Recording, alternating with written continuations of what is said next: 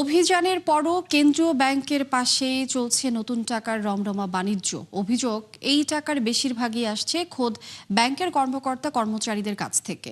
৭১-এর ক্যামেরায়ও মিলেছে অভিযোগের সত্যতাও। ব্যাংকের নীতিমালা ভেঙে দিনের আলোতেই এমন অবৈধ লেনদেন হলেও এর দায় নিতে রাজি নন মুখপাত্র। বলেন, নিয়ন্ত্রণের দায়িত্ব আইনশৃঙ্খলা বাহিনীর। মেজবা হাসানের রিপোর্ট।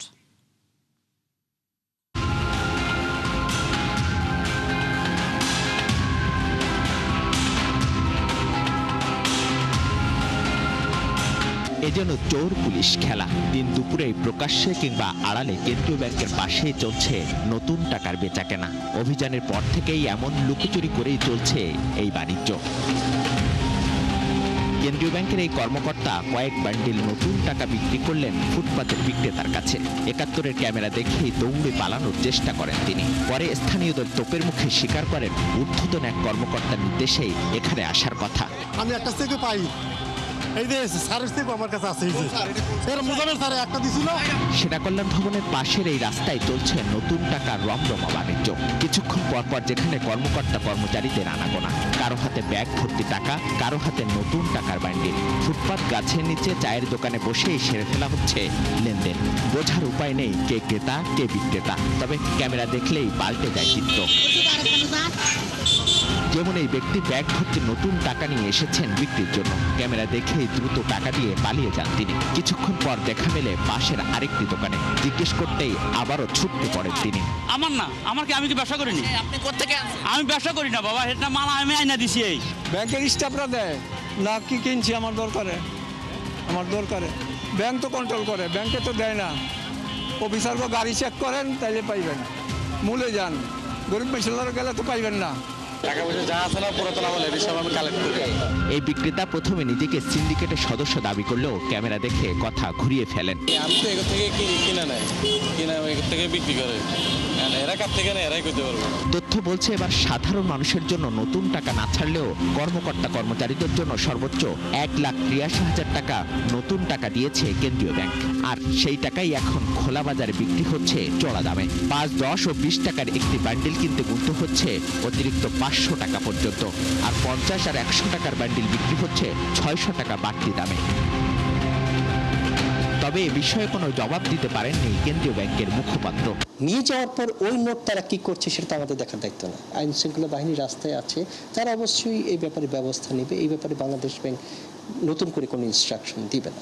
গেল কয়েকদিন আগে নতুন টাকার এই হাটে অভিযান চালায় আইন শৃঙ্খলা বাহিনী, কিন্তু তারপরও বদলায়নি পরিস্থিতি।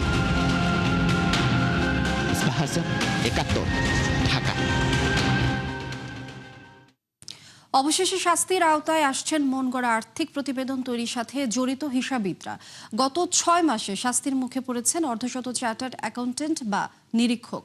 নিবন্ধন ছাড়াই প্রতিবেদন তৈরি, সময়মতো ভেরিফিকেশন না করা ও ত্রুটিপূর্ণ প্রতিবেদন তৈরির দায়ে এমন শাস্তি দিয়েছে ফিনান্সিয়াল রিপোর্টিং কাউন্সিল, এফআরসি ও নিরীক্ষকদের সংগঠন আইসিএবি। রুহুল আমরের রিপোর্ট। কোনো কোম্পানির আর্থিক প্রতিবেদনে স্বাক্ষর করার ক্ষমতা থাকে কেবল সরকারি নিয়ন্ত্রক সংস্থা এফআরসির নিবন্ধিত হিসাববিদদের। তবে অনেক চার্টার্ড অ্যাকাউন্টেন্ট এই কাজ করছেন নিবন্ধন ছাড়াই। সম্প্রতি এমন ২০ নিরীক্ষকের খোঁজ পায় এফআরসি। তাদেরকে প্রায় ৪৮ লাখ টাকা জরিমানা করেছে নিয়ন্ত্রক সংস্থাটি। যেহেতু প্রথমবার মতো আমরা এই বিষয়ে পদক্ষেপ নিতে যাচ্ছি, সেই জন্য আমরা আমাদের কাউন্সিল, আপনি জানেন আমাদের ১২ সদস্য বিশিষ্ট কাউন্সিল আছে, কাউন্সিল নমনীয় হয়ে তাদেরকে নাম্বার অফ নিরীক্ষা প্রতিবেদন অনুযায়ী ২০ জন নিরীক্ষককে আর্থিক জরিমানা আরোপ করেছেন। ফার্সির কাউন্সিল নমনীয় ছিল এবং নিরীক্ষকরাও এখানে সহযোগিতা করেছে। আমরা যেটুকু আর্থিক জরিমানা তাদেরকে ধার্য করেছি, তারা সেটি যথাসময়ে পরিশোধ করেছেন। কোম্পানির বার্ষিক সাধারণ সভায় এজিএমে অডিট রিপোর্ট উপস্থাপনের অল্প সময়ের মধ্যে নিতে হয় documents verification code, DVC number. তবে অনেকে বছর পেরিয়ে গেলেও ডিভিসি নাম্বার নেন না। এফআরসি বলছে জালিয়াতি করতে অনেকে সময়ক্ষেপণ করেন। সম্প্রতি এমন ১০ অডিটরকে জরিমানা করে এফআরসি। এছাড়া নীতিমালা জারি করে ২০ দিনের মধ্যে ডিভিসি নাম্বার নেওয়া বাধ্যতামূলক করেছে নিয়ন্ত্রক সংস্থাটি। এখন আমরা ২০ দিনের বেশি হলে আমরা এটাকে ব্যাকডেটেড বলবো এবং শাস্তিমূলক ব্যবস্থা নিব। এর আগে যেহেতু নীতিমালা ছিল না, সেই জন্য আমাদের কাউন্সিল সিদ্ধান্ত নিয়েছে যে ১ বছরের বেশি সময় পরে যারা ডিবিসি নিয়েছে স্বাক্ষরের, ব্যাপক সময় তারা অতিবাহিত করেছে তাদের ক্ষেত্রে শাস্তির আওতায় আমরা নিয়ে আসছি। গেল 5 আগস্টের পর জালিয়াতির অভিযোগে বেশ কিছু অডিট রিপোর্ট নিয়ে কাজ শুরু করে এফআরসি ও পুঁজিবাজার নিয়ন্ত্রক সংস্থা বিএসইসি। নানা অনিয়ম চিহ্নিত করে জড়িতদের বিরুদ্ধে ব্যবস্থা নিতে অডিটরদের সংগঠন আইসিএবি-কে জানায় সংস্থা দুটি। প্রায় 20 অডিটরের বিরুদ্ধে নিবন্ধন স্থগিত করা সহ কঠোর ব্যবস্থা নেয় আইসিএবি। আইসিএবি সভাপতি জানান, অডিটরদের স্বচ্ছতা ও জবাবদিহিতার জন্য স্বাধীনতা নিশ্চিত করতে হবে। এক্ষেত্রে যুগোপযোগী নীতিমালা প্রণয়নও গুরুত্বপূর্ণ। যে পলিসির মধ্যে যে সমস্ত শাস্তিমূলক ব্যবস্থা আছে সেগুলো আমরা স্ট্রংলি আমাদের মেম্বারদের উপর অ্যাপ্লাই করব। বাট এখানে যে জিনিসটা রয়েছে সেটা হচ্ছে যে আমরা আগে আমাদের হয়তো অনেক জায়গায় আমাদের ইন্ডিপেন্ডেন্সের একটা কোশ্চেন ছিল। আমরা এক্সপেক্ট করব যে সেই ইন্ডিপেন্ডেন্সিটা যেন কোনো জায়গায় আগের মতন জায়গায় না যায়। বাংলাদেশ ব্যাংক IFRS 9 ইমপ্লিমেন্ট করছে এবং নতুন গভর্নরও কিন্তু এটার প্রতি ফুললি সাপোর্ট করেছে, যেটা আমাদের করতে হবে। 2028-এর মধ্যে এটা ফুল ইমপ্লিমেন্ট হবে। এই IFRS 9-এর থ্রুতে প্র্যাকটিক্যালি আপনি কিন্তু অ্যাসেটসের ভ্যালু অনুযায়ী প্রভিশন করতে পারবেন। আপনার যদি ব্যাড অ্যাসেটস বেশি থাকে আপনাকে প্রভিশন করতে হবে। তো এই জিনিসটা আগে কিন্তু ছিল না, মানে IFRS 9টাই আমরা অ্যাপ্লিকেশন করাতে পারিনি বাংলাদেশ ব্যাংকে। তার কারণে কিন্তু প্রভিশনে একটা বড় ঘাটতি আমরা গত 15-16 বছর দেখেছি। তার মানে এখানে একটা স্ট্যান্ডার্ডসের নন কমপ্লায়েন্স ছিল, যেটা আমরা জেনেই করতে বাধ্য হয়েছি। এই হিসাববিদ বলছেন, কোন অডিটরের পক্ষে কোম্পানির সম্পূর্ণ লেনদেন যাচাই বাছাই করা সম্ভব নয়। এজন্য অনিয়ম কমাতে অ্যাকাউন্ট তৈরির সময় থেকেই নজরদারি করার পরামর্শ দিয়েছেন তিনি। রুহুল আমিন, 71, ঢাকা। ঈদের 3 দিন বাকি থাকলেও উত্তাপ ছড়াতে শুরু করেছে মাংসের বাজারে। সব ধরনের মুরগির দাম বেড়েছে কেজিতে 50 টাকা, আর গরুর মাংস বিক্রি হচ্ছে 850 টাকা পর্যন্ত। এ নিয়ে বরাবরের মতোই বিক্রেতাদের অজুহাত বাড়তি চাহিদা। এদিকে ঈদের নিত্যপণ্য সেমাইয়ের দাম অপরিবর্তিত থাকলেও ঊর্ধ্বমুখী মশলা জাতীয় পণ্যের দর। এছাড়া গুঁড়ো দুধ ও পোলাওয়ের চালও কিনতে হচ্ছে বাড়তি টাকায়। এ বিষয়ে আরো জানাচ্ছেন মইনুল হাসান। ঈদ ঘিরে নিত্যপণ্যের বাজারে কেনাকাটায় ব্যস্ত নগরবাসী। তবে উৎসবকে কেন্দ্র করে পণ্যের দাম বৃদ্ধির চিরায়তরূপ পিছু ছাড়েনি এবারও। ফলে দীর্ঘ সময় ধরে চলা মূল্যস্ফীতির বাজারে আরও চাপে পড়েছেন নিম্ন ও মধ্যবিত্তরা। এবারের ঈদের আগে সবচেয়ে বেশি ভোগাচ্ছে মাংসের বাজার, কারণ মাসের ব্যবধানে কেজিতে 50 টাকা পর্যন্ত বেড়েছে মুরগির দাম। যেমন রমজান শুরুর আগে 170 টাকায় বিক্রি হওয়া প্রতি কেজি ব্রয়লারের দর উঠেছে 220 টাকা পর্যন্ত। সর্বোচ্চ 300 টাকায় বিক্রি হওয়া সোনালী মুরগি 350, আর দেশি মুরগির দাম ঠেকেছে 600 টাকায়। এছাড়া বাজার ভেদে গরুর মাংস বিক্রি হচ্ছে 850 টাকা পর্যন্ত। দেশি কিনলাম দুইটা 680 করে দাম নিল আমার কাছ থেকে। এটা আগে ঈদের আগে ছিল 520, 30, 40 এরকম ছিল। আমদানিটা কম এবং মালের দাম বেশি বলে তেল বাড়ছে, তেল খরচ বেশি, গাড়ি ভাড়া বেশি, ওই হিসেবে মালের দাম ক্যারিং খরচ বেশি দিই। সবারই তো লিমিটেড টাকা, মানে হিসাবের টাকা। ওটা যখন দাম বেড়ে যায় তখন একটু বেশি দিতে হয়, সব কিছুতে বাজেট বেশি হয়, তখন তো একটু ম্যানেজ করে চলতে হয়। ঈদে বাড়তি চাহিদা থাকে সেমাই, গুঁড়ো দুধ আর পোলাওয়ের চালের। তবে এবছর সেমাইয়ের দাম না বাড়লেও কেজিতে 30 টাকা পর্যন্ত বাড়তি গুনতে হচ্ছে সুগন্ধি চালে। এছাড়া প্রতি কেজি গুঁড়ো দুধের দাম বেড়েছে 120 টাকা পর্যন্ত। আর সরবরাহ সংকটের অজুহাতে লিটারে 10 টাকা বেড়ে পাম তেল বিক্রি হচ্ছে 165 টাকায়। এদিকে পুরোপুরি সরবরাহ সংকট কাটেনি বোতলজাত সয়াবিন তেলের। পোলার চাল দাম বেড়ে গেছে, সবজির দামটা একটু আগের চেয়ে কম হচ্ছে। আমি যা দেখলাম আজকে কম টাকা বেতন পাই, অল্প অল্প কিনলাম আর কি। তেলের সরবরাহ আগের থেকে একটু কম। 3-4টা কোম্পানি সরবরাহ দিত, এখন 2টা কোম্পানি, একটা কোম্পানি সরবরাহ দিচ্ছে। 5 কারণ 10 কারণ, আমার চাহিদা 20 কারণ 30 কারণ। মাসের ব্যবধানে পেঁয়াজের ঝাঁঝ কমলেও কেজিতে 60 টাকা পর্যন্ত বেড়েছে আমদানিকৃত রসুনের দাম। এছাড়া অধিকাংশ মশলা জাতীয় পণ্যের দামও এবার বাড়তি। অনেক কিছুই আমরা ইচ্ছা করি যে এটা নিব, কিন্তু অনেক সময় প্ল্যান থেকে বাদ দিতে হয়।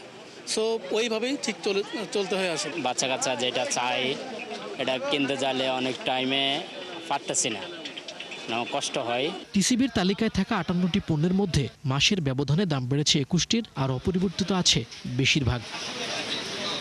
মইনুল হাসান, 71, ঢাকা। আগামী 5 বছরে শিক্ষা খাতে বরাদ্দ জিডিপির 5% উন্নীত করা সম্ভব বলে মনে করছে এসডিজি বাস্তবায়নে নাগরিক প্ল্যাটফর্ম। সংস্থাটির গবেষণা বলছে প্রতি অর্থ বছরে 0.7% হারে বাড়ানো গেলে এই লক্ষ্য অর্জিত হবে। তবে এর জন্য দেশের অর্থনৈতিক বিকাশ ও রাজনৈতিক স্থিতিশীলতা নিশ্চিত করতে হবে বিএনপি সরকারকে। রাকিব হোসেনের রিপোর্ট। স্বাধীনতার 54 বছর পরও নড়বড়ে এক শিক্ষা ব্যবস্থার উপর দাঁড়িয়ে বাংলাদেশ, যার মূলে রয়েছে বৈষম্য, দুর্নীতি আর সীমাহীন অব্যবস্থাপনা। 24-এর গণ অভ্যুত্থানের পরও যেখানে পরিবর্তনের ছোঁয়া লাগেনি, উল্টো আওয়ামী আমলের ধারাবাহিকতায় এই খাতের বরাদ্দ কমে নেমেছে জিডিপির 1.5%। এমন পরিস্থিতিতে বিএনপি সরকারের প্রতিশ্রুতি শিক্ষা খাতে বরাদ্দ 5% উন্নীত করার। নাগরিক প্ল্যাটফর্ম সংলাপে ঘুরে ফিরে সেই আলোচনা। গবেষণা বলছে প্রতি অর্থ বছরে 0.7% হারে বরাদ্দ বৃদ্ধি করা গেলে 2031 সালের মধ্যে প্রতিশ্রুতি রক্ষা করতে পারবে বর্তমান সরকার। অর্থাৎ শিক্ষা খাতে জিডিপির 5% বরাদ্দ নিশ্চিত করা সম্ভব। তবে এজন্য অর্থনৈতিক বিকাশ এবং রাজনৈতিক স্থিতিশীলতাকে বড় করে দেখা হচ্ছে। আমার কিন্তু একটা ভালো আমার শিক্ষা ব্যবস্থা লাগবে, এইটাই হলো আর্জেন্সিটা। আমাকে দক্ষতা এবং উৎপাদনশীলতা নির্ভর প্রতিযোগিতায় সক্ষমতায় যেতে হবে, আদারওয়াইজ বাংলাদেশ টিকে থাকতে পারবে না অর্থনৈতিকভাবে।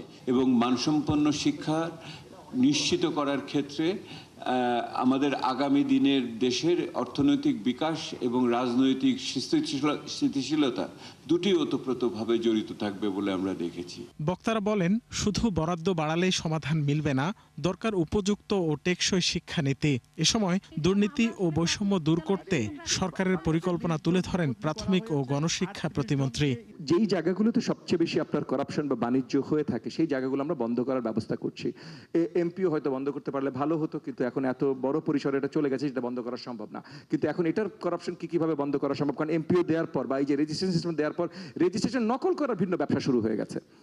সো এগুলো আসলে বন্ধ করতে হবে এবং আমাদের প্রচেষ্টা আছে, আপনাদের সহযোগিতা চাই। প্রত্যেক দল এসে রাজনৈতিক ভাবনা থেকে যখন সেই কাজগুলো করে তখন জনগণের ভাবনাটা এখানে খুব বেশি প্রভাবিত না। আমরা বলি মুখে, কাগজে কলমে থাকে, কিন্তু ফাইনালি মানে এক্সপেরিমেন্টাল জায়গাগুলো থেকে আমরা এটাকে খুব অ্যাচিভেবল জায়গা তৈরি করতে পারি না। বর্তমানে ভারত, পাকিস্তান, শ্রীলঙ্কা এমনকি আফ্রিকার দেশ উগান্ডা, কেনিয়া থেকেও কম বাজেট বরাদ্দে চলছে দেশের শিক্ষা খাত। আরেকটা বিষয় হচ্ছে যে রাকিব হোসেন, 71, ঢাকা।